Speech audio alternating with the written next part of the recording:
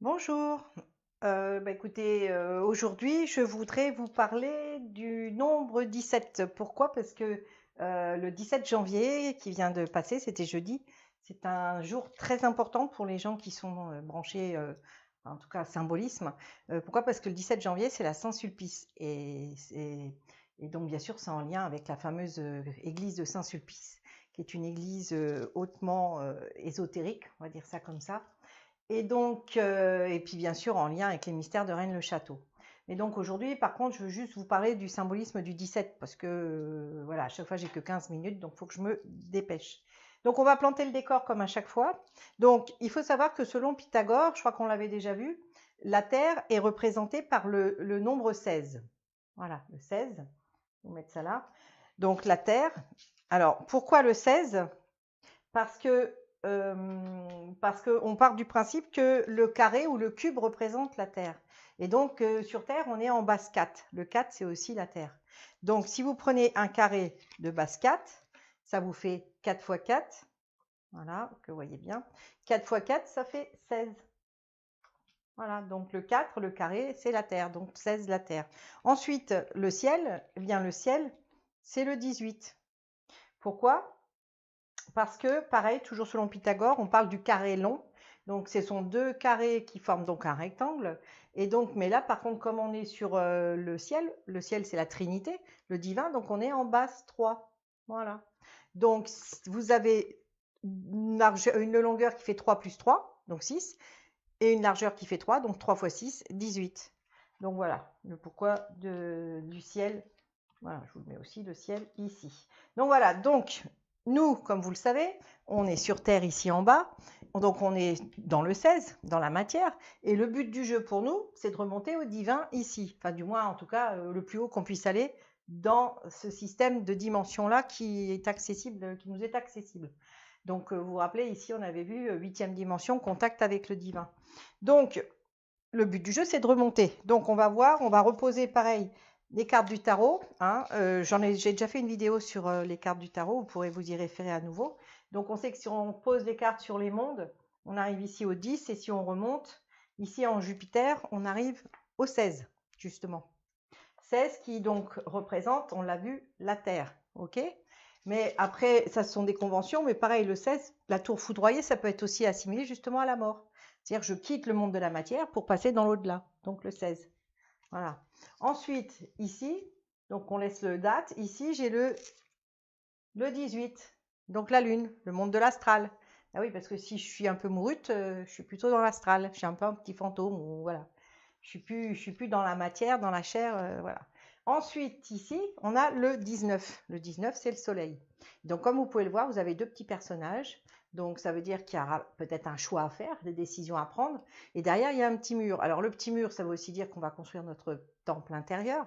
Mais le 19, il faut savoir qu'en symbolisme, eh bien, c'est aussi l'enfermement.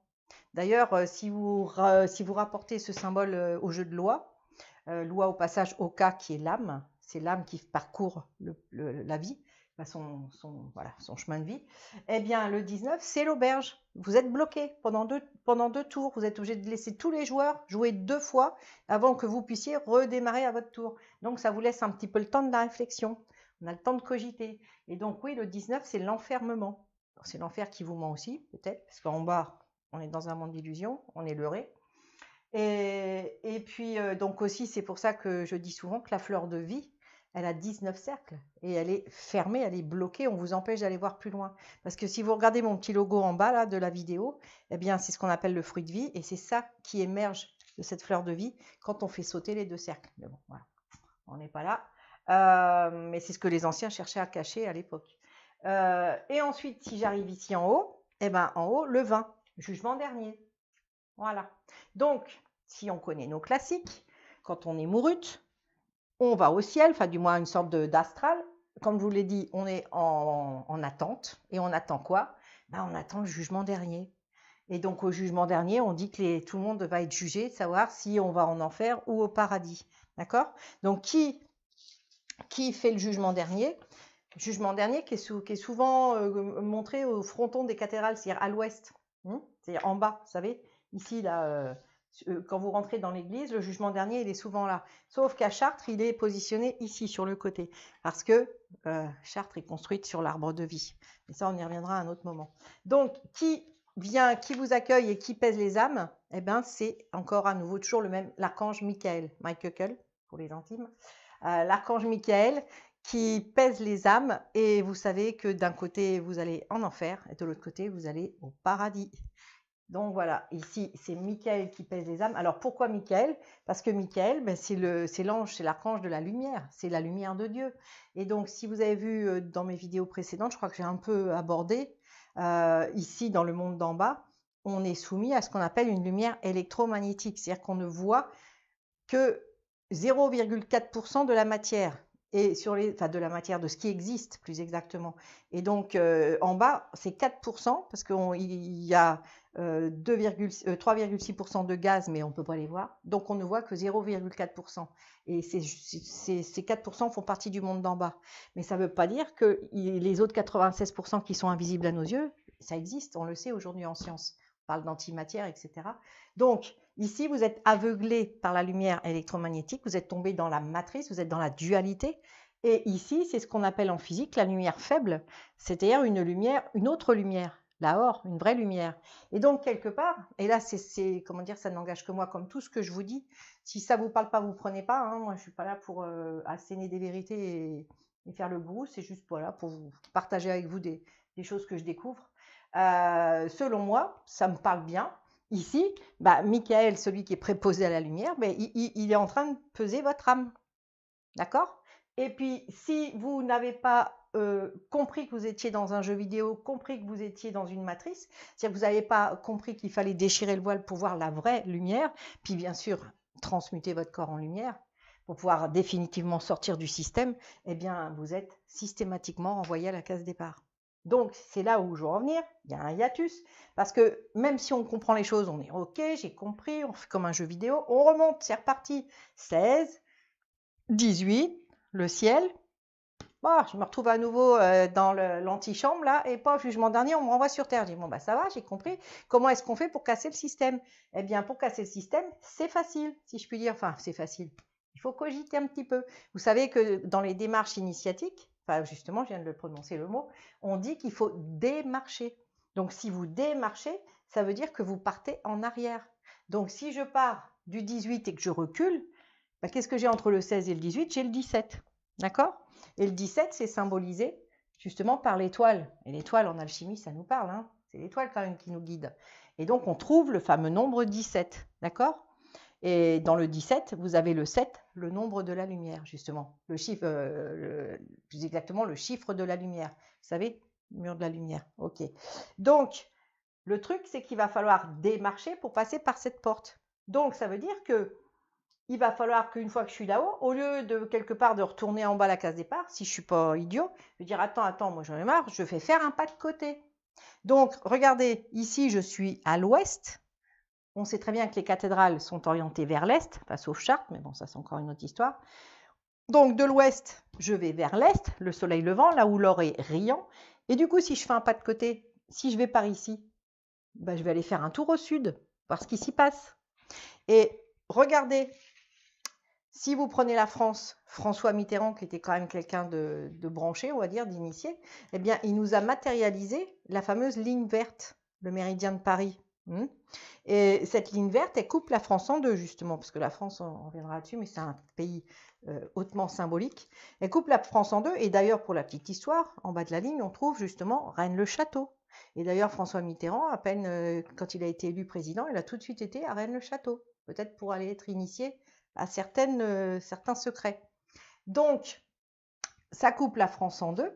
Donc, quelque part, regardez, si je mets ma France comme ça, l'Est par là, l'Ouest, mince, je vais y arriver, eh bien, vous allez au sud, pas de côté, peut-être pour aller chercher des informations qui sont utiles, des informations qui vont vous ouvrir les yeux, qui vont vous dessiller, hein, pour voir plus clair, pour vous enlever le voile, pour que vous compreniez que ce monde-là, c'est un monde d'illusions, et que c'est pas parce qu'on a croqué la pomme qu'on est condamné à rester dans la matrice.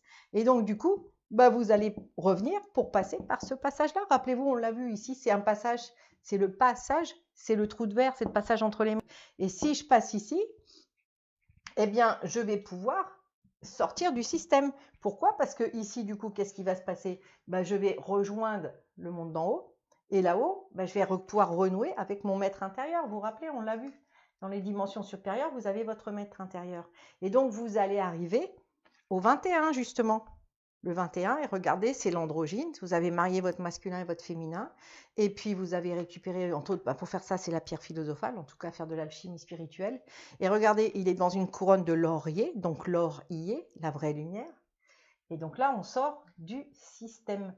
Et donc, ce qui est très étonnant, c'est que Mitterrand, eh bien, il nous a fait cette ligne verte, mais il n'a pas fait que ça.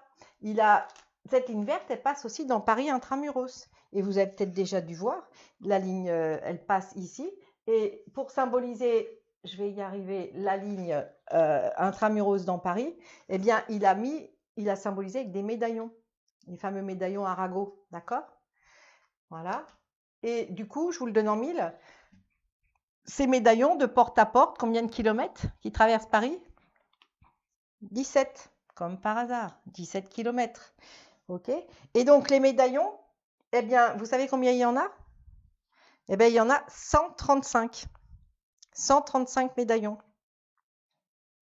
135 médaillons sur la France. Non, pas sur la France, sur Paris Intramuros, pardon. Et donc, regardez, si vous prenez le 17, eh bien, le 17, ça fait, si vous additionnez tout, jusqu'à 17, alors ceux qui sont forts en calcul mental, vous avez déjà calculé, vous dites, bah non, c'est tout faux, on n'arrive pas à 135. En effet, on arrive à 153. Mais là, c'est pareil, c'est encore une anecdote, enfin un sujet, il faut le savoir, c'est que les anciens, ils se servaient, parce qu'avant, avec les nombres, Fibonacci s'en servait beaucoup d'ailleurs, ils avaient gardé ça pour justement pour garder des secrets, ils inversaient les chiffres. Et donc ici, vous avez 153, mais si vous inversez le 3 et le 5, vous retombez bien sur votre 135. D'accord?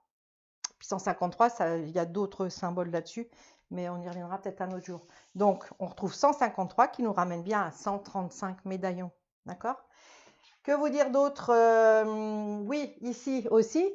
Regardez, quand vous êtes ici, vous avez le temps de réfléchir. Bien, regardez les deux petits personnages. Il y en a un qui montre le ventre à l'autre, le ventre de l'autre. Et donc, il lui montre son maître intérieur. Je l'ai refait au stylo. Il y a un petit dessin, c'est un petit asiatique. L'asiatique, c'est celui qui vous oriente. Il vient de l'Orient. Donc, il vous montre le chemin pour sortir du système. Et si vous sortez du système, c'est-à-dire que vous faites le pas de côté, vous passez par date, la porte étroite. Donc, vous sortez du système et bah, vous revenez, vous cassez le cycle des réincarnations. C'est pour ça qu'il est de très bon ton de décéder un 17 janvier. Parce que janvier, c'est je suis, Jésus, je suis en vie. Il y a des jeux de mots là-dessus. D'accord? Et si vous allez à Saint-Sulpice, le Saint-Supplice, etc., ben là c'est pareil, allez voir un peu les tableaux, etc., jouer avec les dates. Vous allez voir qu'il y a pas mal de choses intéressantes, on s'amuse bien là-bas. Ok, et puis un autre endroit, puis je finis là-dessus, un autre endroit qui est très intéressant, c'est Versailles. Versailles est aussi complètement construit, que ce soit l'intérieur ou les jardins, sur le nombre 17. Et entre autres, la fameuse galerie des glaces. Et donc, vous avez 17 miroirs. Et vous vous rappelez, le miroir, c'est aussi le mur de la lumière, pour voir ce qui est en haut comme ce qui est en bas. Donc, vous avez 17 miroirs qui font face à 18 fenêtres. Donc, 18 le ciel, 17 le passage, je passe le miroir. Et donc, qu'est-ce qui se reflète du coup dans le miroir? Ce sont les jardins. Les jardins qui se reflètent grâce aux 18 fenêtres qui viennent se refléter dans les miroirs. Donc, si vous regardez les jardins au travers des miroirs, ça va peut-être vous emmener vers ailleurs. Parce que Versailles, en vieux français, ça veut dire vers ailleurs. Et le vers ailleurs, c'est peut-être passer par le trou, par le 17, un 17 janvier, pourquoi pas. Et donc, du coup, vous sortez, vous cassez le cycle des réincarnations et vous ne revenez plus, vous enfermez dans la pomme, dans la matrice. Voilà, à bientôt, au revoir.